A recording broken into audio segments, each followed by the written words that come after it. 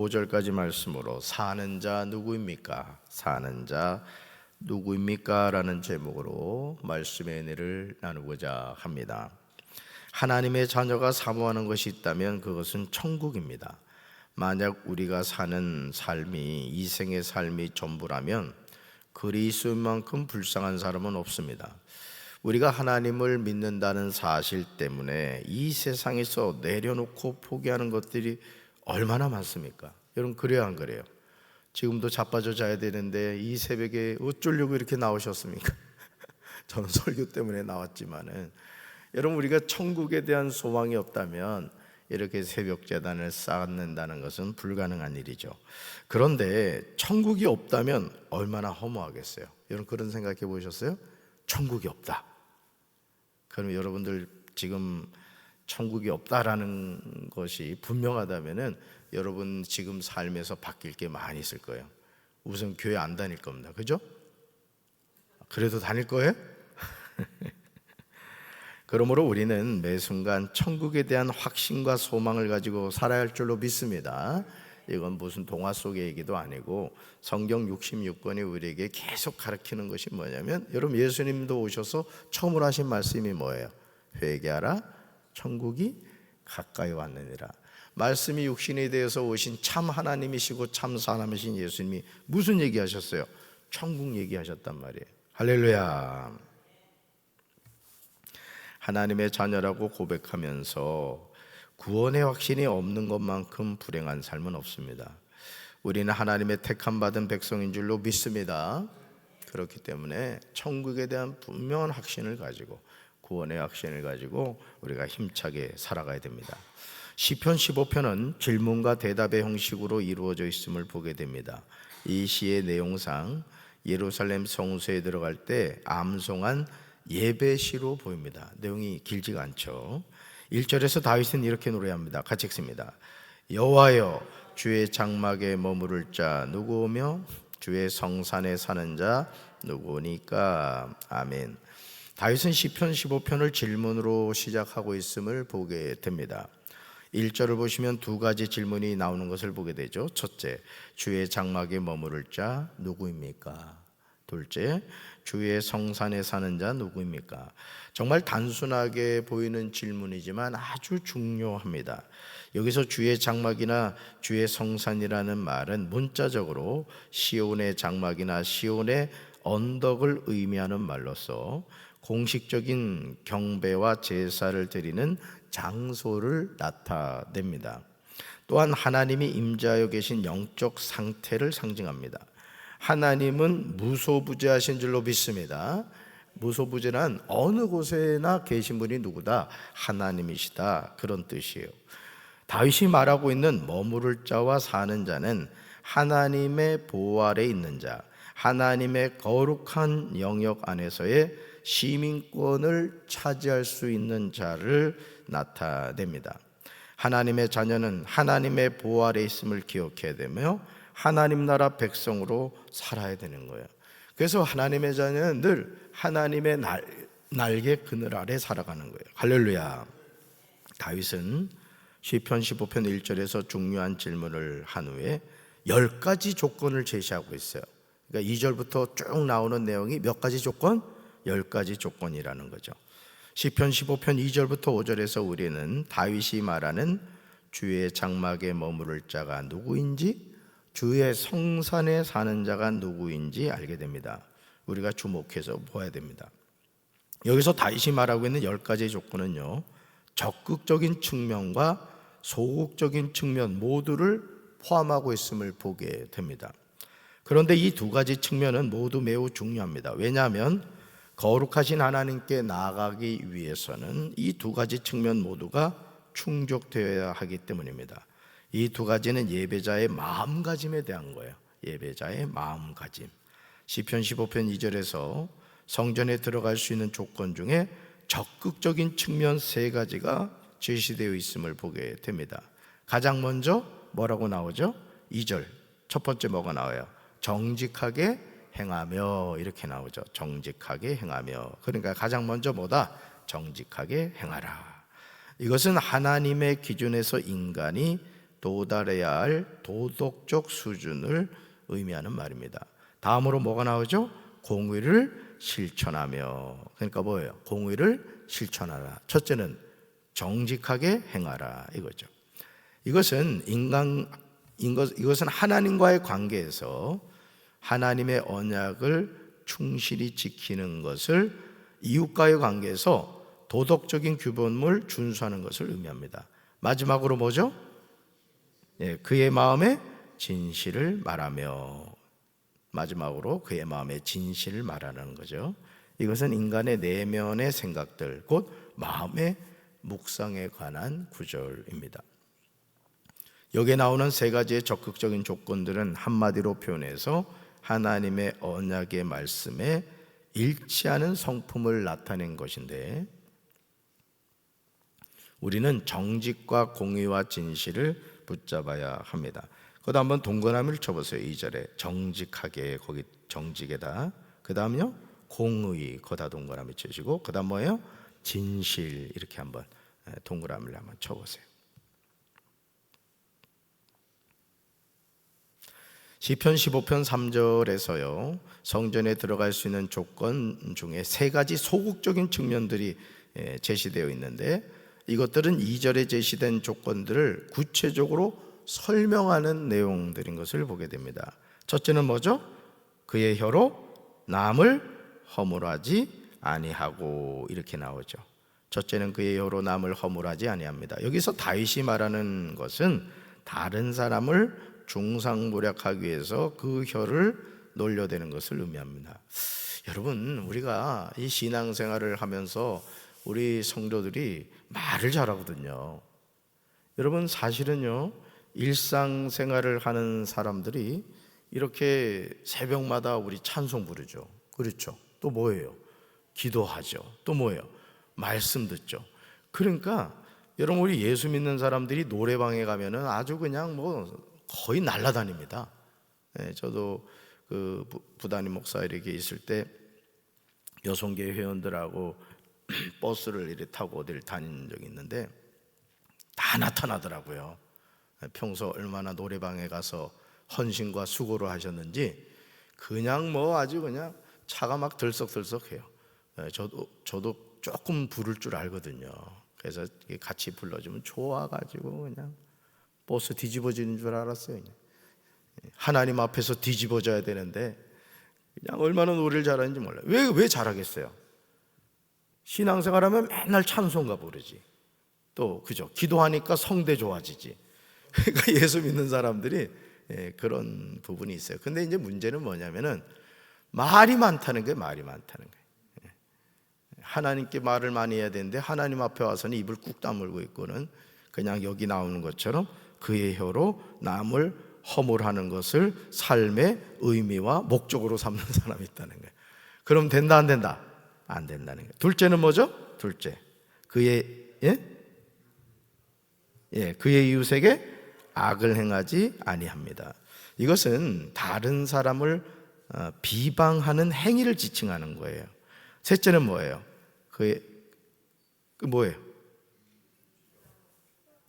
그의 이웃에게 악을 행하지 아니하는 것이 먼저죠, 그죠?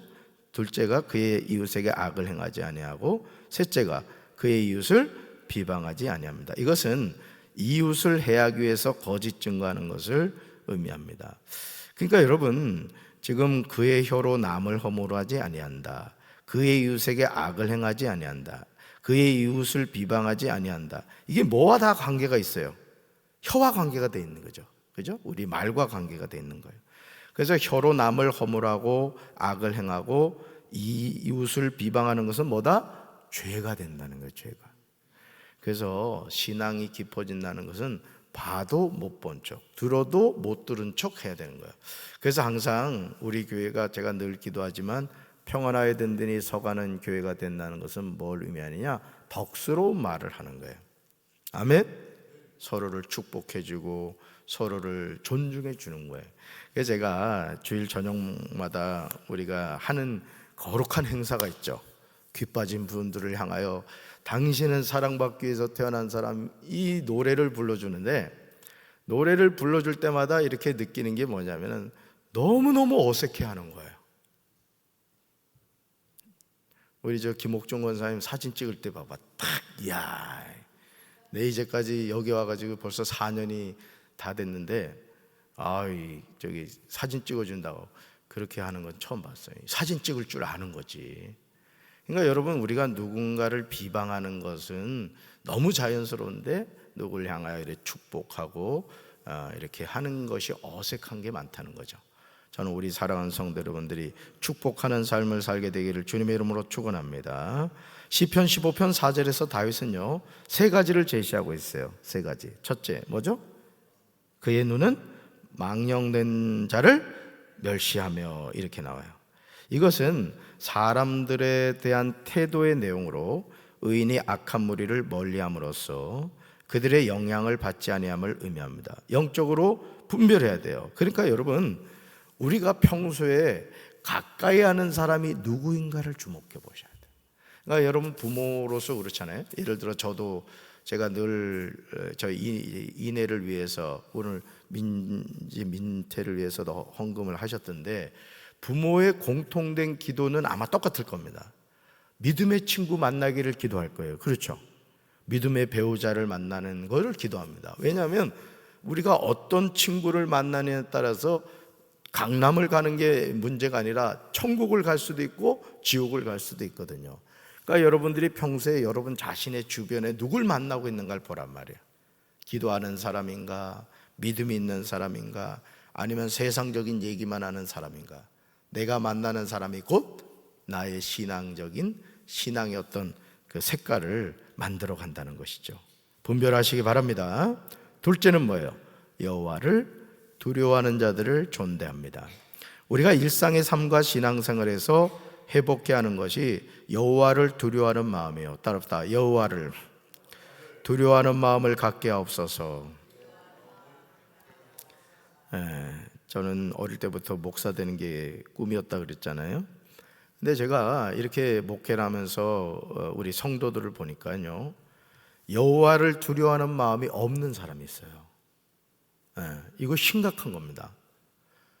저는 우리 사랑하는 성도 여러분들이 하나님의 이름을 존중하고 하나님을 두려워하는 신앙생활을 하시기 바라요. 목사도 마찬가지입니다. 목사도 왜 죄를 짓느냐? 하나님을 두려워하지 않으면 죄를 짓게 되는 거예요. 근데 이 영적 화인을 맞으면요, 자기 입으로 거짓말을 하고 죄를 지으면서도 그게 죄인지 안다 모른다? 몰라요. 그러니까 이게 참 가장 불쌍한 인생이죠. 그러니까 여러분, 제가 지나가는 말처럼 말씀드리는 것 같아서 여러분들이 저기 할 수 있습니다만은, 평생을 교회 다니고 지옥 가는 영혼만큼 불쌍한 인생이 없는 거예요. 오늘 이 새벽에 나오신 분들은 반드시 천국 가시기 바랍니다. 할렐루야. 우리 신앙생활 잘해야 됩니다. 그래서 여러분, 제가 이렇게 목회를 하면서 깨닫는 게 뭐냐면, 강단에서 한 번도 빼놔서는 안 되는 게 뭐냐면 천국하고 지옥 얘기입니다. 아멘? 그럼요. 왜냐하면 저는 그렇게 봅니다. 우리가 신앙생활하는 것은 구원받고 천국 가 계신 신앙생활을 하는 겁니다. 뭐 시건방진 사람들은 아이고 무슨 천국 가기 위해서 신앙생활 하느냐 그런 소리 하는데, 지옥 가봐. 지옥 가면은 그게 얼마나 소중한가를 뒤늦게 깨닫게 되겠죠. 어리석은 거죠. 셋째, 그의 마음에 서운한 것은 해로울지라도 변하지 아니합니다. 이 말은 의인이 헛된 맹세를 하지 않는다는 표현입니다. 의인은 한 번 맺은 약속은 무슨 일이 있더라도 반드시 지키는 사람이에요. 여러분, 서원은 누구하고의 관계예요? 나와 하나님과의 관계입니다. 나와 하나님과의 관계. 그러니까 하나님과 약속한 건 지켜야 돼요, 지키지 않아야 돼요? 반드시 지켜야 돼요, 반드시. 근데 우리 성경을 보면요, 이 서원에 대해서 예를 들어서 구제책이 있어요. 제가 언젠가도 말씀드렸는데, 예를 들어서 출가하지 않는 자녀가 하나님 앞에 서원을 했어요. 뭐 예를 들어서 우리 이내가 주여 제가 10억을 헌금을 하겠습니다 그랬다고 치자고요. 마음의 감동에 대해서. 그런데 이내한테 10억이 있어요, 없어요? 어디 10억이 있어? 맨날 용돈 뜯어가고 있는데 없잖아요.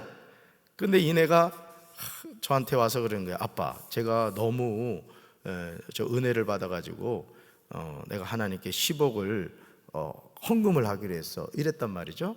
근데 제가 들어보니까 이내가 경제력이 있어요, 없어요? 없단 말이죠. 그러면 이내야, 너의 마음은 존중하지만 그거는 너가 이래 지킬 수 있는 약속이 아니야. 그러면 그게 이제 취소가 될 수 있어요. 출가하지 않는 자녀는 그 결정권이 아버지에게 있어요. 아멘. 또 한 가지, 결혼을 했어요. 결혼했는데 아내가 너무 은혜를 받은 거야. 은혜를 받아가지고 그냥 내가 하나님 앞에 5억을 하겠습니다 했단 말이죠. 근데 남편이 들어보니까 이게 도저히 이게 감당할 수 있는 몫이 아니에요. 그랬을 때는 남편이, 여보, 당신 마음을 내가 존중하지만 이건 우리가 감당할 몫이 아닌 것 같아요 하면 그 서원이 취소가 될 수 있어요. 그러니까 구제책이죠. 왜 그렇죠? 자식은 부모에게 매어 살고 아내는 남편에게 매어 살기 때문에. 물론 뭐 요즘은 여풍 시대라서 남편이 살림하고 아내가 돈을 벌어오기도 합니다만 어쨌든 성경적인 방법은 이제 그렇다는 것이죠. 그래서 셋째가 뭐예요? 그의 마음에 소원한 것은 해로울지라도 변하지 아니한다. 시편 15편 5절은요, 재물에 대한 의인의 태도에 관한 내용인 것입니다. 재물 5절에 보면 첫째는 뭐예요? 이자를 받으려고 돈을 꾸어주지 아니한다. 여기서 다윗이 말하는 것은 어려운 처지에 있는 사람에게 고리대금하는 행위를 하지 말라는 뜻이에요. 그러니까 여러분, 이게 사실은 오늘 현실적으로 이런 부분에 있어서 사실은 그 초기 기독교에서는 이 고리대금 이런 거 못했습니다. 그리고 또 유럽 같은 경우도 그 초기 기독교에서는 이런 거 못하겠어요. 근데 나중에 산업화가 되면서 경제적인 문제, 막 돈의 문제잖아요, 산업이라는 것이. 그러다 보니까 이거를 이제 기독교에서 은근슬쩍 이제 허용을 해버립니다. 그러면서 이제 좀 성경적인 가치관과는 많이 벗어나고 있습니다만 어쨌든 재물에 대한 의인의 태도는 뭐다? 첫째가 이자를 받으려고 돈을 꾸어주지 아니한다. 여러분, 물질은 바르게 써야 할 줄로 믿습니다. 그래서 저는 우리 성도 여러분들이 물권의 복을 받게 되기 바랍니다. 그래서 하나님을 위해서 쓸 줄 알고 이웃을 위해서 쓸 줄 알고, 그리고 물론 자신을 위해서도 아름답게 쓸 줄 알아야 되겠죠. 둘째는 뭐예요? 뇌물을 받고 무죄한 자를 해하지 아니하는 자입니다. 구약 시대에 뇌물을 받는 행위는 엄격히 금지된 사항이었습니다. 왜냐하면 뇌물에 의해 공의가 시행되지 못하면 결국 그 사회가 병들어 죽게 되기 때문이죠. 하나님은 우리를 살펴보고 계신 거예요. 근데 오늘 참 안타까운 것은 뭐냐면은, 예를 들어 뭐 법조인들, 뭐 예를 들어 판사, 검사, 변호사, 이런 공의를 실천해야 될 사람들이 공의를 실천하지 않는 거예요. 그래서 제가 인천 하객감역에서 부담 목사로 있을 때 그 바로 옆에 인천 지방검찰청하고 법원이 있었어요. 검찰청, 제가 그 담당 목사로 한 8년간 거기 가서 말씀을 전했는데, 제가 검사님들한테 그 얘기를 많이 했습니다. 물론 믿는 크리스찬 검사들이었죠. 여러분들에게 주어진 검사라는 직함 가지고 절대 장난치지 말아라. 여러분도 하나님 앞에 서게 될 거다. 여러분들에게 왜 하나님이 지혜를 주셔서 이 검사 아무나 되는 거 아니지 않느냐. 근데 불의한 재판을 하고 억울한 일을 당하게 만들면 분명히 하나님이 여러분에게서 그 피해값을 찾을 거다. 제가 그 얘기를 했어요. 그러니까 여러분, 오늘 우리는 자녀들이 뭐 명문대 가고 좋은 직장 들어가고 이런 바람을 갖고 있죠. 여러분, 그렇죠? 당연하죠. 어느 부모나 그렇다고요. 그런데 예를 들어 우리 자녀가 공부를 잘해서 뭐 서울대 법대를 나와서 김앤장에 들어갔다 칩시다.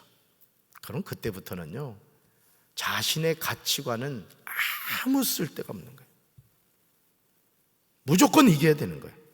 그러니까 여러분, 딱 사건 사고를 딱 보면은 벌써 알 거 아니에요? 이건 이 사람이 문제가 있는 거라는 걸 알죠. 그런데도 돈 앞에서 어떻게 돼요? 피해자가 가해자가 되고 가해자가 피해자가 되는 거예요. 그렇게 돈을 벌어서 뭘 하죠? 그러니까 여러분, 오늘 성경에도 나옵니다마는 여러분들이 돈을 벗이 돼. 나는 여러분이 진짜 물권의 복 받게 되길 바랍니다. 그런데 개같이 버는 돈이 돼서는 안 된다는 거야. 성경이 나오는 말이에요. 제 말이 아니라. 그거 하나님이 받지 않으신다는 거예요. 그러니까 우리는 경제활동을 해도 하나님 앞에서 해야 되는 거예요. 아멘이십니까? 그래서 교회가 말이죠, 요즘 좀 대형 교회들 가운데 전국 곳곳에다 그냥 땅 사놓고 산 사놓고 하나님 앞에 가면 그 목사는 혼날 겁니다. 왜 그런 짓을 해요? 그거 다 뭐 해야 돼? 선교를 해야지, 선교를. 그래야 될 거 가지고 땅 투기나 하고 말이죠. 그러니까 여기 지금 성경에서 우리에게 말하는 것과 너무 다른 모습이 많은 거예요. 다윗은요, 이런 일을 행하는 자는 영원히 흔들리지 아니한다고 고백합니다. 이런 일이 뭐예요? 오늘 시편 15편에서 정직하게 행하며부터 뭐예요? 무지한 자를 해하지 아니하는 자, 5절 그 하반절까지 나오는 내용이에요. 이런 일을 행하는 자는 영원히 흔들리지 아니한다. 여기서 이런 일은 앞에서 언급한 10가지 조건을 의미합니다. 다윗이 언급하고 있는 10가지 조건은 삶 전체로 여호와를 섬기는 것을 의미하는 거예요. 따라서 삶 전체로 여호와를 섬기며 살자. 신앙은 삶을 통해서 나타나야 돼요. 이게 중요한 겁니다. 그러니까 여러분들이 어딜 가나 나는 예수쟁이인 거예요. 아멘? 구원받은 하나님의 자녀라고요. 그걸 여러분이 놓치면 안 된다고요. 주의 장막에 머무를 자로서 우리는 하나님의 언약의 말씀대로 사는 매일의 삶이 있어야 할 줄로 믿습니다. 하나님은 이러한 사람들에게 영원히 흔들리지 아니하리라는 약속을 베풀어 주십니다. 그러므로 의인들은 주의 장막에 들어가 반석되시는 하나님 안에 거하게 되는 거예요. 그러니까 여러분들이 이 세상을 살면서 목사님, 저는 말씀대로 순종했는데 가난해요. 말씀대로 순종하는데 되는 일이 없는 것 같아요. 말씀대로 순종했는데 이런 어려움이 있어요. 아니에요. 낙심하지 마세요. 여러분은 주의 성산에 거하게 될 거예요. 아멘이십니까? 누가 보고 계시니까? 하나님이 보고 계시니까. 할렐루야. 이런 사람들은 이 세상이 완전히 멸망할지라도 절대 요동하지 않습니다. 이제 우리는 자기 자신을 향하여 겸손하게 물어야 돼요. 같이 한번 물어볼까요? 과연 나는 주의 장막에 머무를 자인가? 과연 나는 주의 성산에 사는 자인가? 아멘. 입으로만 주여 주여 한다고 해서 다 아버지가 약속하신 천국에 들어가는 것이 아님을 잊지 않아야 돼요. 오늘도 이 하루를 살면서 우리가 하나님의 자녀고 하나님의 백성이고 구원받은 천국 백성이고 오늘 시편 15편에서 정직하게 행하며 공의를 실천하며 그의 마음에 진실을 말하는 자가 주의 장막에 머물고 주의 성산에 사는 자가 된다는 사실을 기억하시고 오늘도 그 하나님 의지하면서 믿음으로 승리하는 우리 사랑하는 성도들 되기를 주님의 이름으로 축원합니다. 가슴에 손 얹겠습니다. 사랑의 주님, 누가 주의 성산에 머물고 주의 장막에 머뭅니까? 정의를 행하며 하나님의 말씀에 순종하는 자인 줄로 믿습니다. 오늘도 우리가 세상 가운데 살지만 세상의 가치관이 아니라 하나님 나라의 가치관으로 믿음 안에서 살아가게 하옵소서. 예수님 이름으로 기도합니다. 아멘.